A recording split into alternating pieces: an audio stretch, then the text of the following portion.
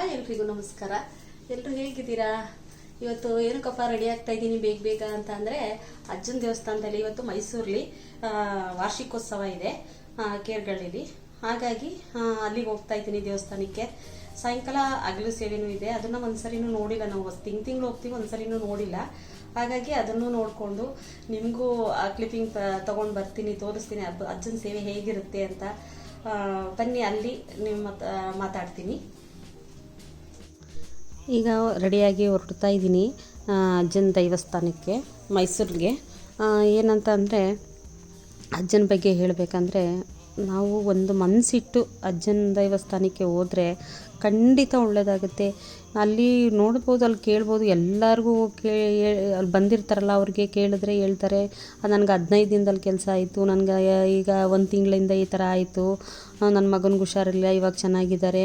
ಆಮೇಲೆ ಈಗ 15 ದಿನದಿಂದ ಬಂದು ನಾನು ಅಜ್ಜನ ಹತ್ರ ಕೇಳ್ಕೊಂಡೋದೆ, ನನ್ನ ಮಗ ನನಗೆ ಕೆಲಸ ಇಲ್ಲದೆ ಮನೇಲೇ ಇದ್ದರು, ಈಗ ಕೆಲಸಕ್ಕೆ ಹೋಗ್ತಾ ಇದ್ದಾನೆ ಅಜ್ಜನ ದೇವಸ್ಥಾನಕ್ಕೆ ಬಂದು ಅಂತ ಎಲ್ಲ ಹೇಳ್ತಾರೆ.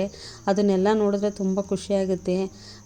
ಮಾತ್ರ ತುಂಬ ನಂಬಿಕೆ ಇಟ್ಟು ಅಜ್ಜನಿಗೆ ಹೋಗಬೇಕು, ಆಗ ನಮಗೆ ಒಳ್ಳೆಯದಾಗುತ್ತೆ. ಇಂಥದೇ ಕಷ್ಟ ಬಂದಿರಲಿ, ಏನೇ ಆಗಲಿ, ಮನಸ್ಸಿಟ್ಟು ಅರ್ಧ ರಾತ್ರಿಲಿ ಮನಗಿರುವಾಗಾದರೂ ನಿಮ್ಗೆ ಏನೇ ಕಷ್ಟ ಇದ್ರೂ ಹೇಳ್ಕೊಂಡ್ರೆ ಅಜ್ಜನ ಹತ್ರ, ಬೆಳಿಗ್ಗೆ ಹೊತ್ತಿಗೆ ನಮಗೆ ಒಂದು ಚೂರಾದರೂ ಪರಿಹಾರ ಸಿಕ್ಕುತ್ತೆ. ಅಜ್ಜ ಹೆಂಗಾದರೂ ಮಾಡಿ ಕಾಪಾಡಿರ್ತಾರೆ, ನಮಗೆ ಗೊತ್ತಾಗದಿರೋ ರೀತಿಯೇ ಕಾಪಾಡಿರ್ತಾರೆ. ಇಲ್ಲೇ ಮೈಸೂರು ಸೈಡವರಾಗಿದ್ದರೆ ಒಂದ್ಸರಿ ಹೋಗಿ ಭೇಟಿ ಕೊಡಿ ಅಜ್ಜನ ದೇವಸ್ಥಾನಕ್ಕೆ. ನೋಡಿ, ಇವಾಗ ಅಜ್ಜನ ದೇವಸ್ಥಾನಕ್ಕೆ ಬಂದಿದ್ದೀನಿ. ಎಷ್ಟು ಕ್ರೌಡ್ ಇದೆ ಅಂತ, ತುಂಬ ಕ್ರೌಡ್ ಇದೆ ಮಾತ್ರ.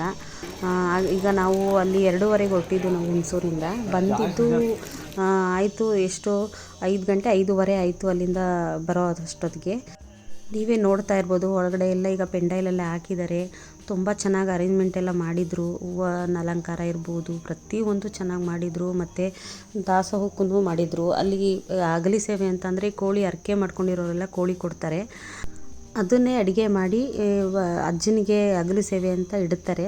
ಅದೊಂದು ಪದ್ಧತಿ ಇದೆ, ಹತ್ರದಿಂದ ತೋರ್ಸೋಕ್ಕಾಗಲ್ಲ. ಅದನ್ನು ನೋಡ್ತಾ ಇರ್ಬೋದು. ಬಂದು ಅಲ್ಲಿ ನಿಂತ್ಕೊಳ್ಳೋಕೆ ಜಾಗ ಇರಲಿಲ್ಲ, ಹಾಗಾಗಿ ಇಲ್ಲಿ ಪೆಂಡಾಲೆಲ್ಲ ಹಾಕಿದ್ರು. ಜನ ಎಲ್ಲ ತುಂಬ ಕೂತಿದ್ರು.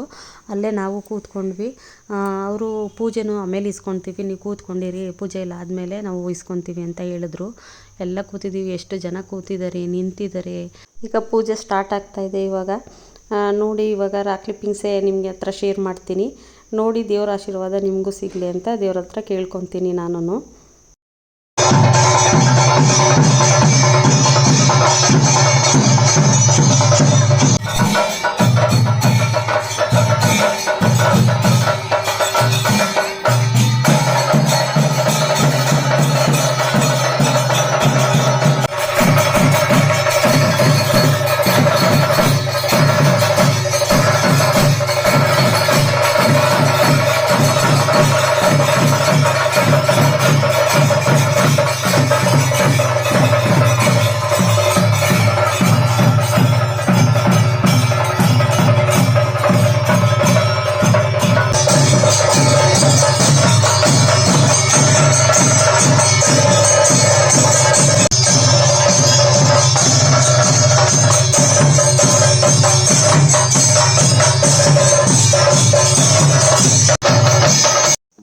ಪೂಜೆ ಎಲ್ಲ ಮುಗಿದಿದೆ. ಇವಾಗ ಸಂಜೆ 7 ಗಂಟೆ ಆಯಿತು ಪೂಜೆ ಮುಗಿಯೋ ಅಷ್ಟರಲ್ಲಿ.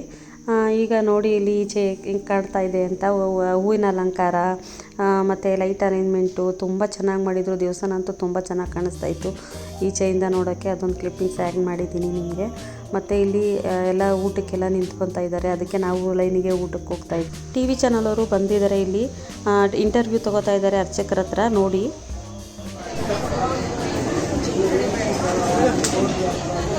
ಅವರೇ ಬಂದಿರ್ತಾರೆ.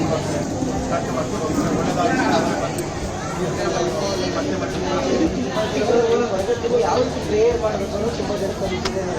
ದುಡ್ಡು ಕೊಡಬೇಕಾ, ಅಜ್ಜನ ಕೈ ಯಾವುದು ಹೇಗೆ ನಿಯಮ ಏನು, ಅಜ್ಜನ ಹೊಲಿಸ್ಕೊಳ್ಳೋ ನಿಯಮ ಏನು? ಭಕ್ತಿಯಿಂದ ಬಂದು ಕ್ರೀಡ ಒಂದು ಬಿಡುವ ಅಜ್ಜ ಕಷ್ಟ ಹೇಗಿದೆ, ಒಡೆದಾರೆ ಒಂದು ಬೀಡಲು ಒಂದು ದೀಪದಲ್ಲಿನ ಒಂದು ಕಡಿಕೆ ಒಂದು ಮಲ್ಲಿಗೆ ಅಥವಾ ಒಂದು ಬಿಡುವ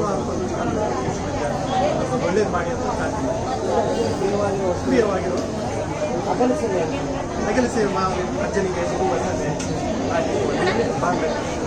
ಅದಾದಮೇಲೆ ಮಾಡಿ ಅಡುಗೆ ಮಾಡಿ ನಾವು ಯಾವುದೇ ಅದು ಕೂಡ ಅಜ್ಜನಿಗೆ ಘೋರಯುಗ ಮಳೆಗಾಲ ವರ್ಷಕ್ಕೊಂದು ಕೋಲ ಮಾಡಿ ವರ್ಷಕ್ಕೊಂದೇ ಕೋಲ ತುಂಬ ಒಳ್ಳೆಯದಾಗ್ತಿದೆ. ದಿನದಿಂದ ದಿನಕ್ಕೆ ಒಳ್ಳೆಯದಾಗ್ತಿದೆ. ಅಜ್ಜನ ಅವರು